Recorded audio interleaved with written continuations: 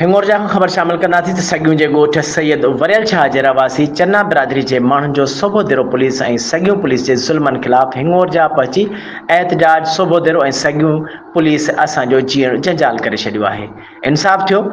इंसाफ़ न थियो त DIG सखर ऑफिस आॾो धरणो हयो वेंदो। मुज़ाहिरनि जो ऐलान सॻियूं जे ॻोठ वरियल शाह जे रवासिन पीरसन मोहम्मद पंजल चन्नो राजा चन्नो ऐं ॿियनि हिंगोरजा पहुची सूबो देरो ऐं सॻियूं पुलिस जे ज़ुल्मनि ख़िलाफ़ हिंगोरजा पहुची एहतजाज कयो आहे। एहतजाज कंदड़नि दाहियो आहे त सूबो देरो पुलिस ऐं सॻियूं पुलिस बासरन ख़ुर्शीद चन्नो ऐं उन जे साथियुनि जी वंगारू बणिजी असांजो जीअण जंजाल करे छॾियो आहे। असांजे ख़िलाफ़ चोरीअ जा कूड़ा ड्रामा ठाहे असांजे घरनि ते चढ़ायूं कराए असांजे औरतुनि मर्दनि ते तशदुद करे असांखे परेशान करे रहिया आहिनि।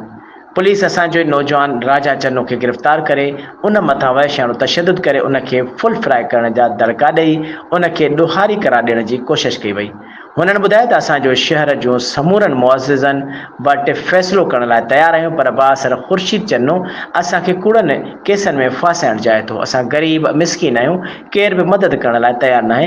हुननि चयो त बासरनि जे ख़िलाफ़ कार्रवाई करे असां सां इंसाफ़ कयो वञे, ॿी सूरत में DIG ऑफिस ॾाढो सख़्तु एहतजाज कंदासूं। हुननि IG Sindh, DIG Sukkur, SSP Khairpur खां मुतालबो कयो त फौरी तौर ते मामले जी इंक्वायरी करे इंसाफ़ कयो